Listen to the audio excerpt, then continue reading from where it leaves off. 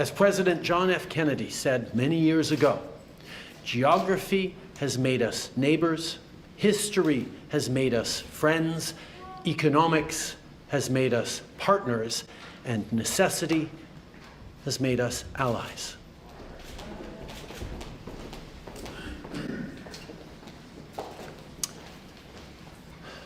Bonsoir.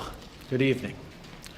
Today, the United States informed us they will be imposing 25% tariffs on Canadian exports to the United States and 10% on Canadian energy. A decision that, should they elect to proceed with, should take effect on Tuesday, February 4th. Tonight, first, I want to speak directly to Americans, our closest friends and neighbors. This is a choice that, yes, will harm Canadians, but beyond that, it will have real consequences for you, the American people. As I have consistently said, tariffs against Canada will put your jobs at risk, potentially shutting down American auto assembly plants and other manufacturing facilities. They will raise costs for you, including food at the grocery stores and gas at the pump. They will impede your access to an affordable supply of vital goods crucial for U.S. security, such as nickel, potash, uranium, steel, and aluminum. They will violate the free trade agreement that the President and I, along with our Mexican partner, negotiated and signed a few years ago. But it doesn't have to be this way. As President John F. Kennedy said many years ago, geography has made us neighbors, history has made us friends, economics has made us partners, and necessity has made us allies. That rang true for many decades prior to President Kennedy's time in office, and in the decades since. From the beaches of Normandy to the mountains of the Korean Peninsula, from the fields of Flanders to the streets of Kandahar, we have fought and died alongside you. During your darkest hours, during the Iranian hostage crisis, those 444 days we worked around the clock from our embassy to get your innocent compatriots home. During the summer of 2005, when Hurricane Katrina ravaged your great city of New Orleans, or mere weeks ago, when we sent water bombers to tackle the wildfires in California. During the day the world stood still, September 11th, 2001, when we provided refuge to stranded passengers and planes, we were always there, standing with you, grieving with you, the American people. Together, we've built the most successful economic, military, and security partnership the world has ever seen. A relationship that has been the envy of the world. Yes, we've had our differences in the past, but we've always found a way to get past them. As I've said before, if President Trump wants to usher in a new golden age for the United States, the better path is to partner with Canada, not to punish us. Canada has critical minerals, reliable and affordable energy, stable democratic institutions, shared values, and the natural resources you need. Canada has the ingredients necessary to build a booming and secure partnership for the North American economy, and we stand at the ready to work together. Let's take a moment to talk about our shared border. Our border is already safe and secure, but there's always more work to do. Less than 1% of fentanyl, less than 1% of illegal crossings into the United States come from Canada. But hearing concerns from both Canadians and Americans, including the American president himself, we're taking action. We launched a $1.3 billion border plan that is already showing results, because we too are devastated by the scourge that is fentanyl, a drug that has torn apart communities and caused so much pain and torment for countless families across Canada, just like in the United States. A drug that we too want to see wiped from the face of this earth. A drug whose traffickers must be punished. As neighbors, we must work collaboratively to fix this. Unfortunately, the actions taken today by the White House split us apart instead of bringing us together. Tonight, I am announcing Canada will be responding to the US trade action with 25% tariffs against $155 billion worth of American goods. This will include immediate tariffs on $30 billion worth of goods as of Tuesday, followed by further tariffs on $125 billion worth of American products in 21 days' time to allow Canadian companies and supply chains to seek to find alternatives. Ce soir, j'annonce la réplique du Canada.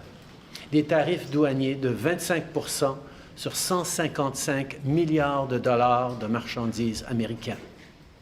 Like the American tariffs, our response will also be far-reaching and include everyday items such as American beer, wine, and bourbon, fruits and fruit juices, including orange juice, along with vegetables, perfume, clothing, and shoes. It'll include major consumer products like household appliances, furniture, and sports equipment, and materials like lumber and plastics, along with much, much more. And as part of our response, we are considering, with the provinces and territories, several non-tariff measures, including some relating to critical minerals, energy, procurement, and other partnerships. We will stand strong for Canada. We will stand strong to ensure our countries continue to be the best neighbors in the world. With all that said, I also want to speak directly to Canadians in this moment. I'm sure many of you are anxious, but I want you to know we are all in this together. The Canadian government, Canadian businesses, Canadian organized labor, Canadian civil society, Canada's premiers, and tens of millions of Canadians from coast to coast to coast are aligned and united. This is Team Canada at its best. And now is also the time to choose Canada. There are many ways for you to do your part. It might mean checking the labels at the supermarket and picking Canadian-made products. It might mean opting for Canadian rye over Kentucky bourbon, or foregoing Florida orange juice altogether. It might mean changing your summer vacation plans to stay here in Canada and explore the many national and provincial parks, historical sites, and tourist destinations our great country has to offer. C'est le temps de choisir des produits d'ici et d'appuyer des entreprises d'ici, d'appuyer nos producteurs agricoles, nos manufacturiers, nos travailleurs, nos entrepreneurs, nos artistes. It might mean doing all of these things or finding your own way to stand up for Canada. In this moment, we must pull together because we love this country. We pride ourselves on braving the cold during the long winter months. We don't like to beat our chests, but we're always out there, waving the maple leaf loudly and proudly to celebrate an Olympic gold medal. When did you first learn that President Trump intends to increase tariffs if Canada retaliates, and how has that changed your strategy? I think Canadians understand that we need to respond to this. We need to respond in a way that is appropriate, that is measured but forceful, and that meets the moment. We're certainly not looking to escalate, but we will stand up for Canada, for Canadians, for Canadian jobs. We will also continue to do more together with the United States to counteract the scourge that is fentanyl. We will continue to work on growing our economies together, on creating jobs and competing with the rise of non-market economies around the world. We can and will do things together, and that is my focus. My job is to stand up for Canadians. That's exactly what we're doing. But we're also standing up for the relationship between Canada and the United States, which, as I've said, is the most successful partnership and friendship the world has ever seen. You're dealing with the U.S. administration that says, there's nothing that you can do to stop this. We're not looking for any concessions. So do you see any conceivable way out of this because of that? The coming weeks will be difficult for Canadians, and they'll be difficult for Americans. The level of cooperation, the level of effective partnerships between our two countries that have been established over decades and generations means that this trade action by the Americans and our response is going to have real consequences for people, for workers on both sides of our border. We don't want to be here. We didn't ask for this. But we will not back down in standing up both for Canadians and for the incredible, successful relationship and partnership between Canada and the United States. I look forward to working with the American administration on a range of challenging issues that our communities and our world is facing. And I hope that day comes soon. Merci beaucoup.